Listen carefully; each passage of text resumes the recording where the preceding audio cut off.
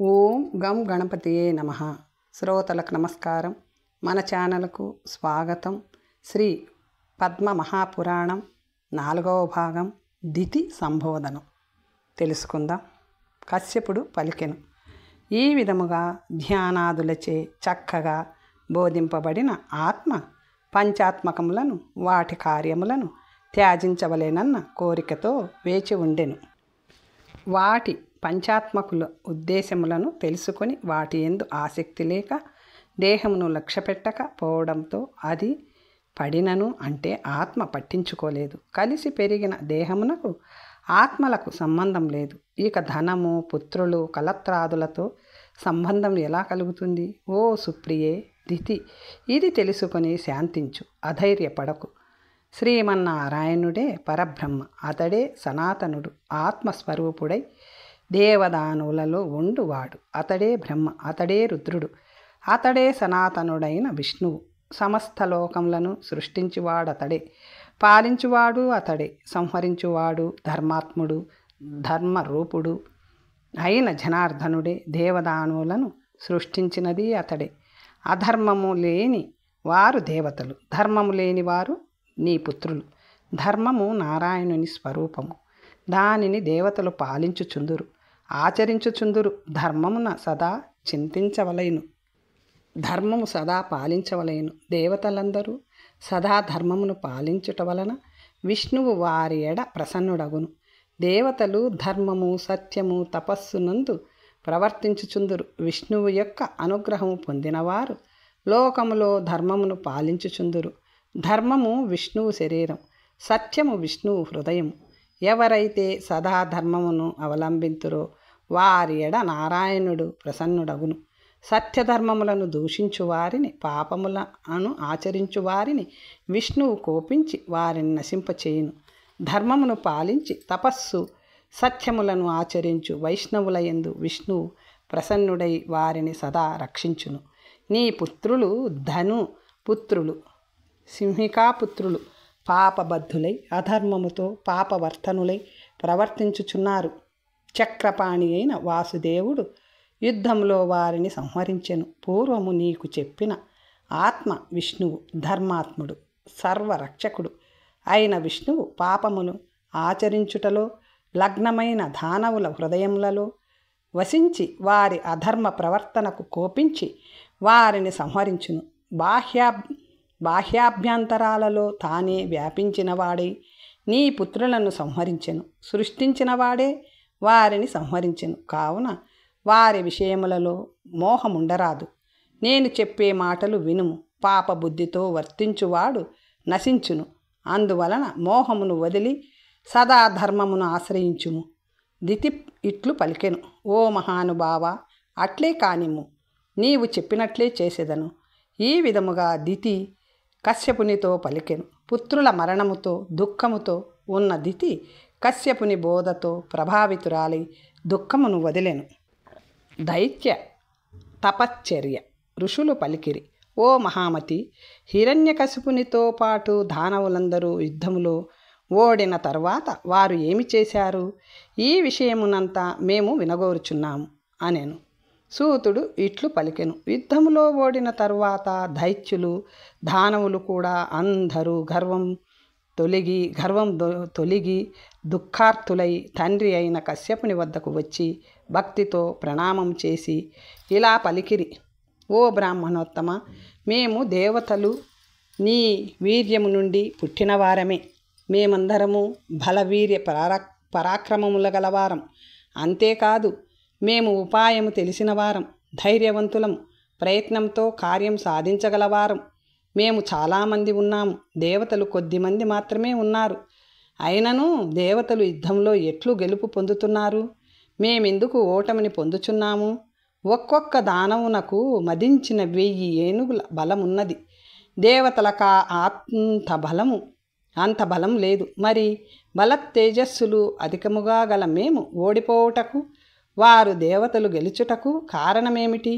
దయచేసి దీనికి కారణమును తెలిపి మా సందేహమును నివారింపుము అని పలికిరి. దానవులు అలా పలికిరి. కశ్యపుడు పలికెను. పుత్రులారా వినండి. యుద్ధములో దేవతలందరూ జయించుటకు కారణమును మీకు చెప్పెదను. వీర్యమును అను బీజమును ఉంచువాడు తండ్రి. తల్లి క్షేత్రము అంటే భూమి.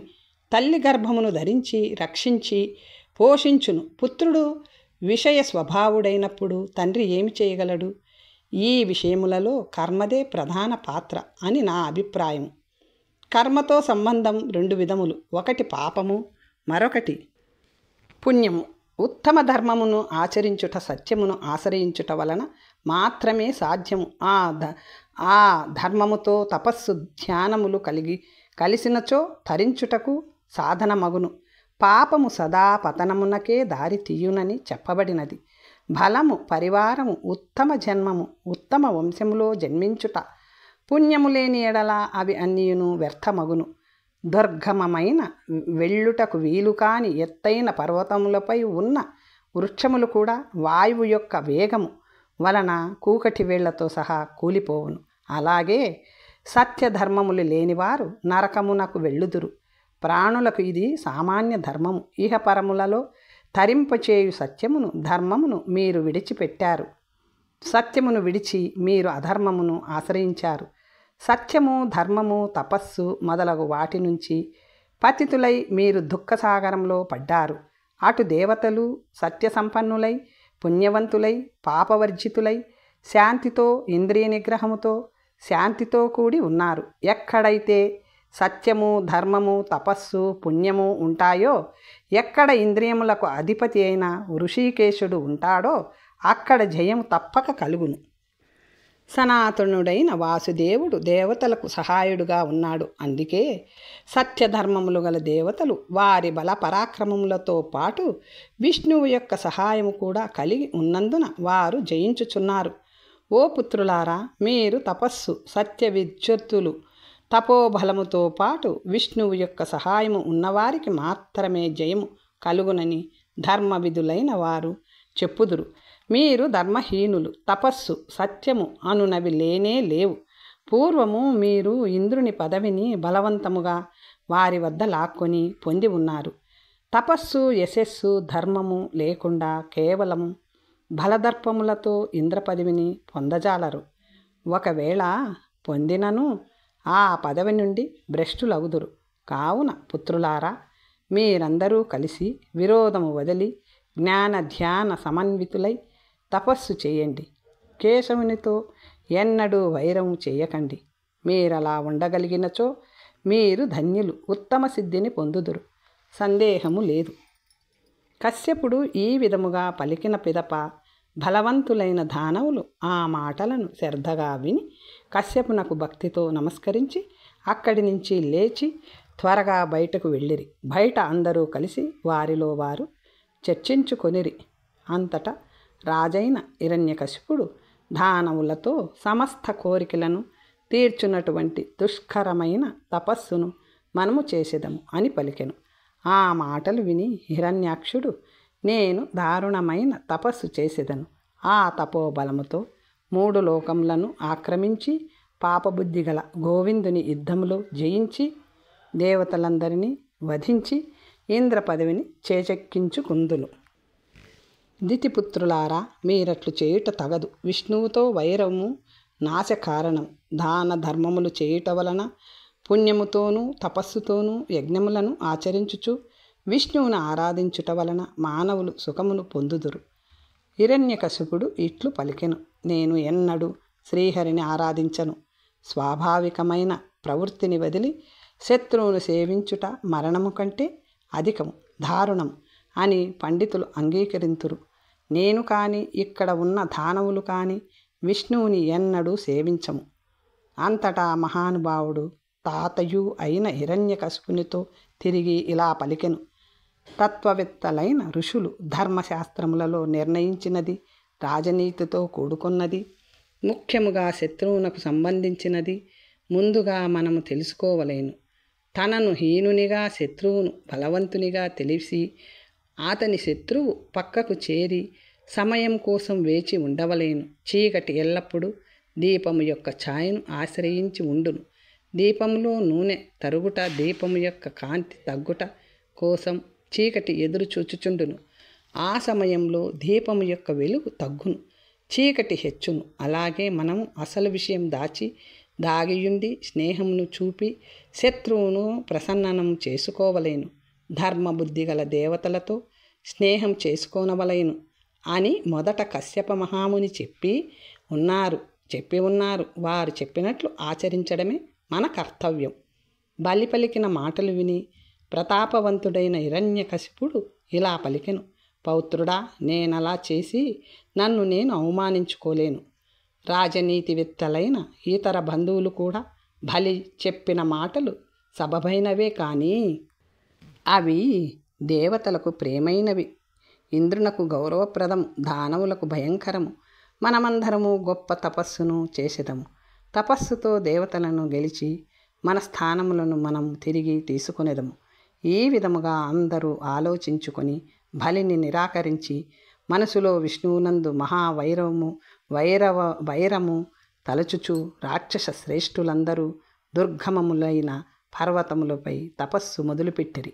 ఈ విధముగా రాక్షసులందరూ రాగము విడిచి కామ క్రోధములను విడిచి నిరాహారులై అలసటను గెలిచి దృఢ సంకల్పంతో తపస్సు చేసిరి. ఋషులు పలికిరి: సర్వజ్ఞులైన మీ వలన దైత్యులకు దానవులకు మధ్య జరిగిన యుద్ధం గురించి విన్నాము. ఇప్పుడు మహానుభావుడైన సువ్రతుని చరిత్ర వినవలైనని కోరుచున్నాము. సువ్రతుడు ఎవరి పుత్రుడు? ఏ వంశంలో జన్మించాడు? అతను చేసిన తపస్సు ఏమిటి? అతడు శ్రీహరిని ఎలా ఆరాధించాడు అని అడిగిరి ఋషులు. సూతుడు ఇలా పలికెను: ఓ బ్రాహ్మణులారా, నేను పూర్వము వినిన సువ్రతుని చరిత్రను నేను అర్థం చేసుకున్నట్లుగా యథాతథముగా మీకు చెప్పెదను. శ్రీమన్నారాయణుని అనుగ్రహముతో పావనమైనది, వైష్ణవులకు శ్రేయస్సును కలిగించున్నది, విష్ణు ప్రభావమును తెలుపునది అయిన సువ్రతుని చరిత్ర మీకు చెప్పెదను. మహానుభావులారా, పూర్వకల్పంలో పాపనాశకమైన రేవానది తీరంలో పరమ పావనమైన వామన తీరంలో సోమశర్మ అను ద్విజోత్తముడు ఉండేవాడు. అతడు కౌశిక కులములో జన్మించినవాడు. పుత్రుడు లేకపోవడం వలన మహా దుఃఖమును అనుభవించెను. దారిద్ర్య దుఃఖము మరొక వైపు పీడించుచుండెను. ధనమును పుత్రుని పొందుటకు రాత్రింబవళ్ళు ఎన్నో రకముల ఉపాయములను ఆలోచించుచుండెను. మహాపతివ్రత అయిన అతని ప్రియ భార్య పేరు సుమన. ఒకనాడు చింతతో తలవంచుకొని కూర్చొని ఉన్న భర్తను చూచెను. తపస్విని అయిన ఆమె కాంతుని దుఃఖము చూచి అసంఖ్యాకములైన దుఃఖములు మనస్సును కలిచివేయుచున్నవి. మీరు మోహంతో ఆవరింపబడి ఉన్నారు. ఓ మహామతి, మీరు చింతను విడువుడు. మీకు కలిగిన దుఃఖమేమిటో నాకు చెప్పి స్వస్థులై సుఖముగా ఉండండి. చింతకు సమానమైన దుఃఖము శరీరమును శుష్కింపచేయునది మరొకటి లేదు. చింతను విడిచినవాడు ఆనందంతో సుఖముగా ఉండును. ఓ విప్రోత్తమ, మీ చింతకు కారణమేమిటో నాకు చెప్పండి అని పలికిన ప్రియురాలి మాటలు విని సోమశర్మ ఇలా పలికెను: మంగళకరులారా, చింతలు కోరికల వలన కలుగుతాయవి. చింతయే దుఃఖమునకు కారణము. అదంతా నీకు వివరిస్తాను. దానిని విని అవధరించు, అంటే నిశ్చయించు. నేను ఏమి పాపము చేసి ధనహీనుడను పుత్రహీనుడను అయ్యానో నాకు తెలియటలేదు. అదే నా దుఃఖమునకు కారణము అనెను. అప్పుడు ఆయన సతీమణి సుమన ఇలా అన్నది: స్వామి, సర్వ సందేహములను నాశనము చేయునది, సర్వ విజ్ఞానములను దర్శింపచేయునది, యథార్థ స్వరూపమును ఉపదేశించున్నది అయిన విషయమును మీకు చెప్పెదను, వినుడు అనెను. సమస్త పాపములకు బీజము లోభము, మోహము. దానికి మూలము అసత్యము. దానికి కొమ్మలు మాయ. విస్తరించి ఉన్న దాని శాఖలు దంభము, కుటిలత్వము. దాని ఆకులు కుబుద్ధి, చెడ్డ బుద్ధి. దాని పువ్వులు అనృతములు, అంటే అబద్ధములు. దాని పరిమళము అజ్ఞానము. దాని ఫలము కపటము, నాస్తికత, దొంగతనము, ఈర్ష్య, క్రూరత్వము, సత్యభాషణ.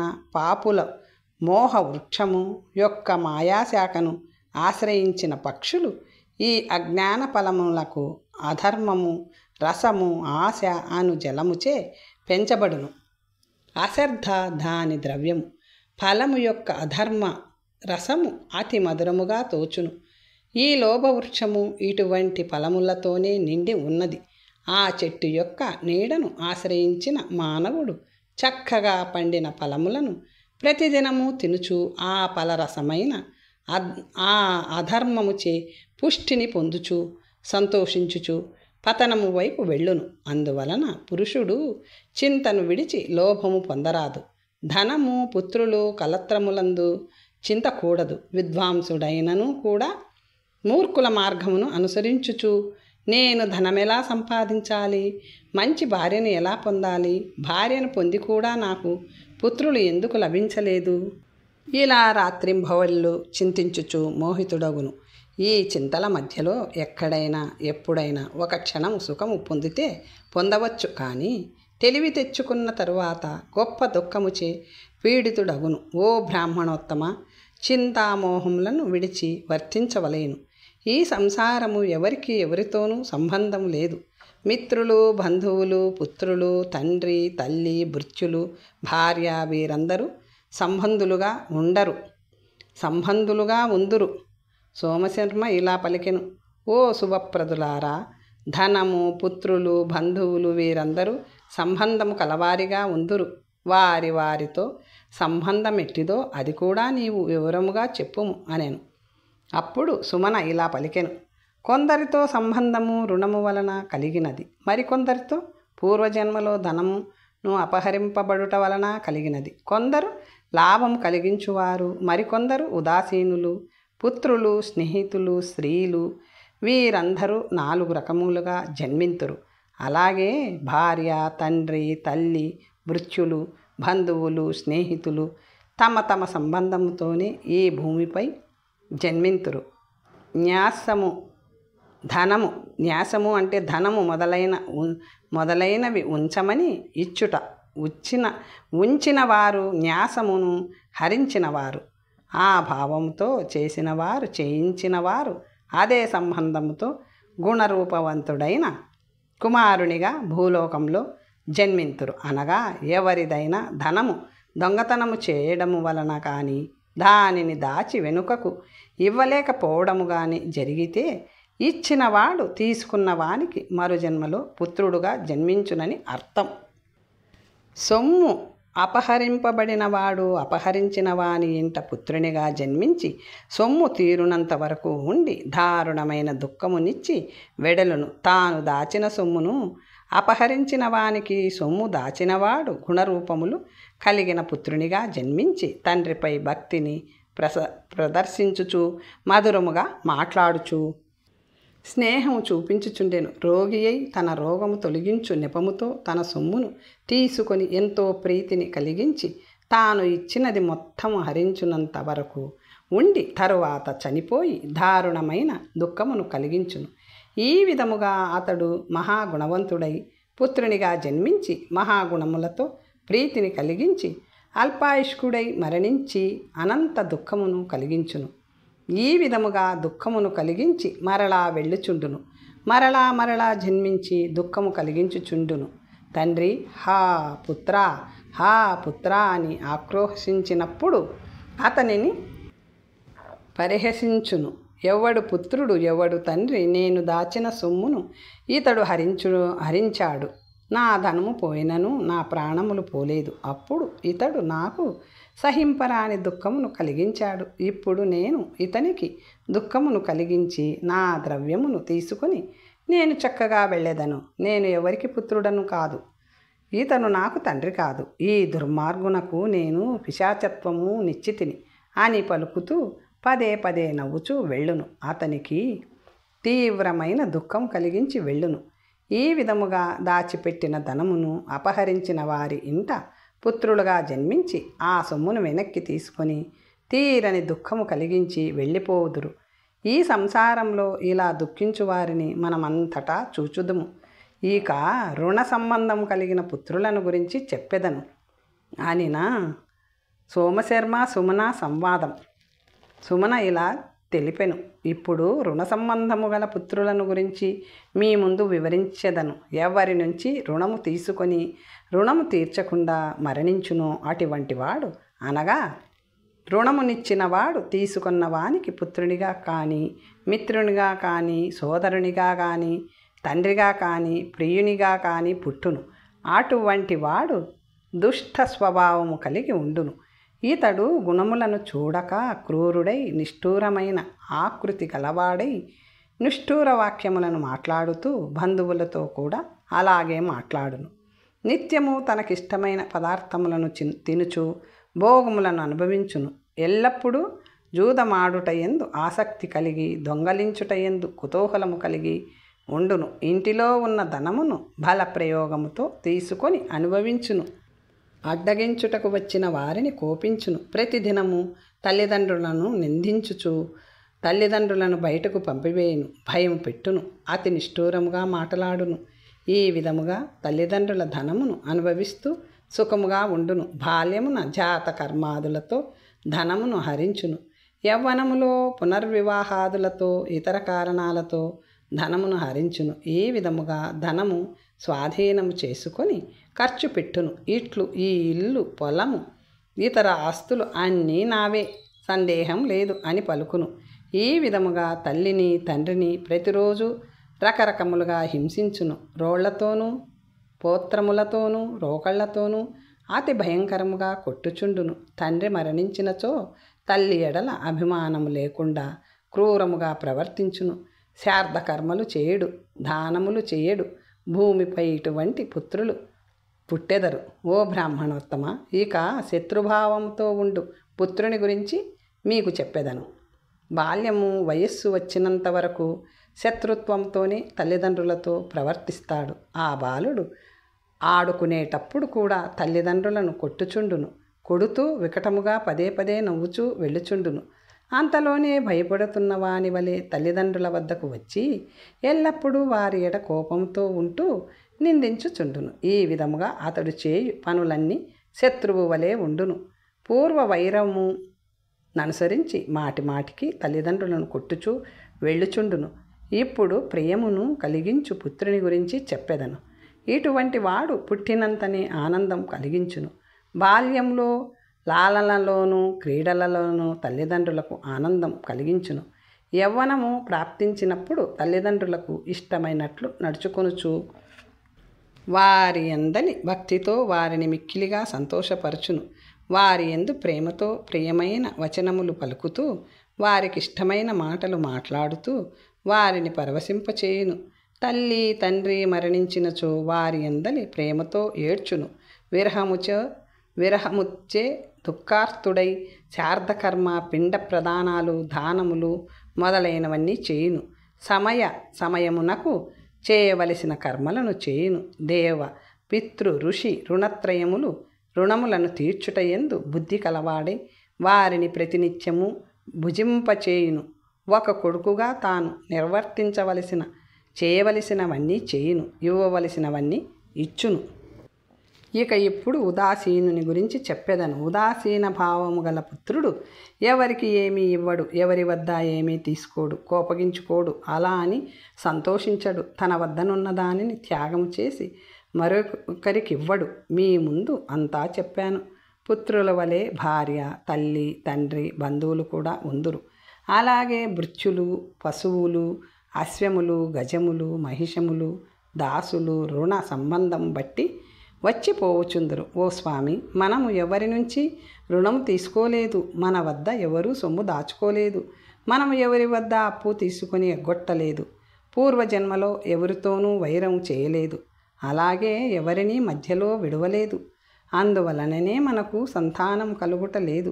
ఇది తెలుసుకొని మీరు అనర్థదాయకమైన చింతను వదిలి శాంతించండి అన్నది.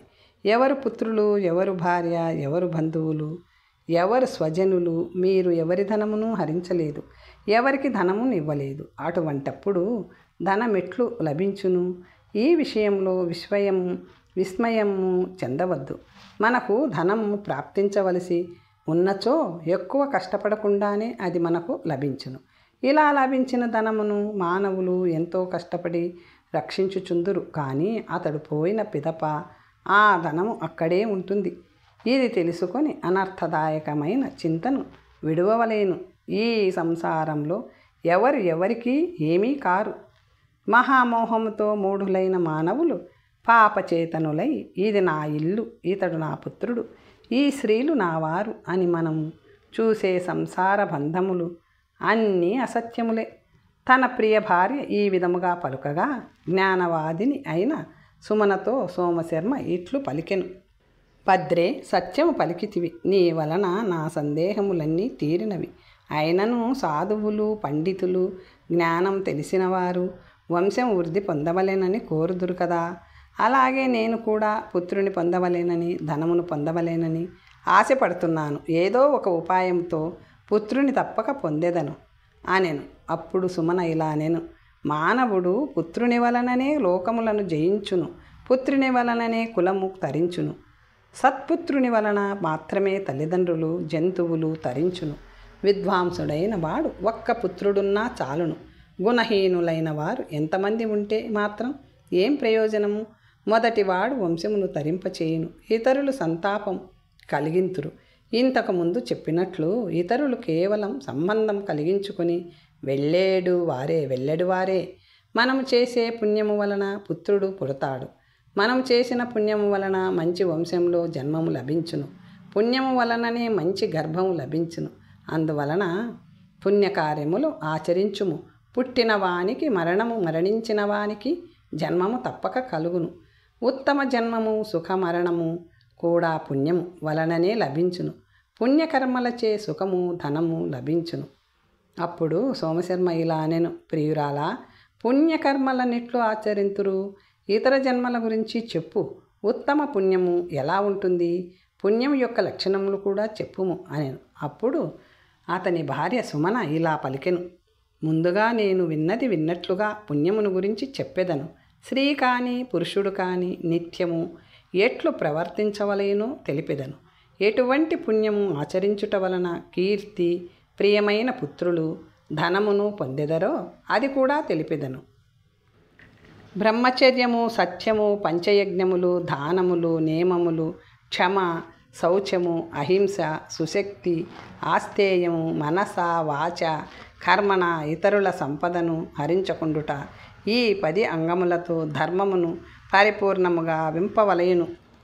ఆహారముతో కడుపు నిండి సుఖమును అనుభవించున్నట్లు ధర్మము పరిపూర్ణమగును. ధర్మాత్ముడు మనస, వాచ, కర్మణ చేసే కర్మలలో ధర్మమును సృజించును, సంగ్రహించును. అటువంటి వారితో ధర్ముడు ప్రసన్నుడై పుణ్యమును ప్రాప్తింపచేయును. ఈ విధముగా ధర్మమును ఆచరించి పుణ్యమును పొందిన ప్రాజ్ఞుడు కోరుకున్నది ఎంత దుర్లభమైనను పొందును.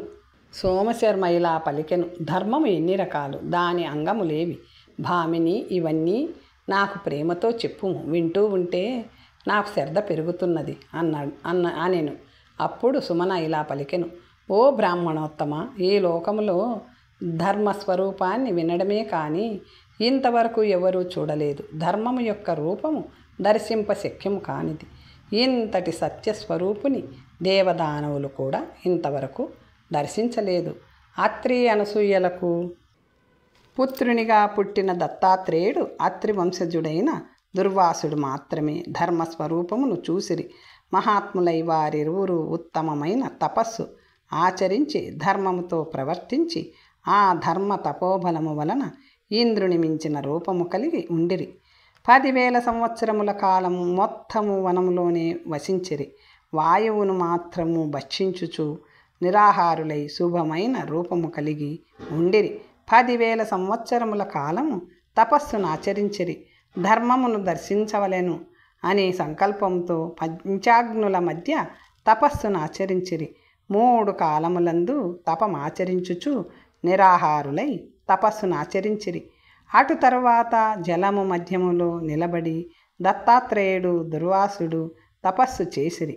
మునిశ్రేష్ఠుడైన దుర్వాసుడు తపస్సు వలన దేహము కృషించి ధర్ముడు ప్రత్యక్షం కాకపోవుటచే ధర్మమునందు కోపించెను. ఆ మునివరుడు ఆ విధముగా కోపించగా ధర్ముడు తన నిజరూపముతో బ్రహ్మచర్యాదులతోనూ తపస్సుతోనూ అక్కడికి వచ్చెను.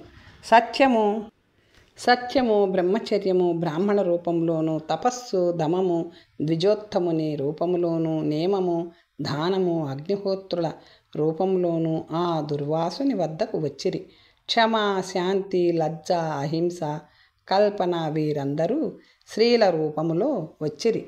బుద్ధి, ప్రజ్ఞ, దయ, శ్రద్ధ, మేత, సంస్కృతి, సత్కృతి, పంచయజ్ఞములు, పవిత్రములగు వేదాంగములు వారి వారి రూపములో అక్కడికి వచ్చిరి.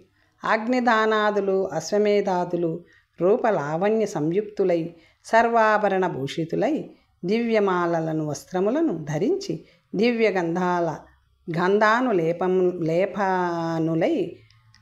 గంధానులేపనులై కిరీటములు కుండలములు ధరించి దివ్యాభరణదారులై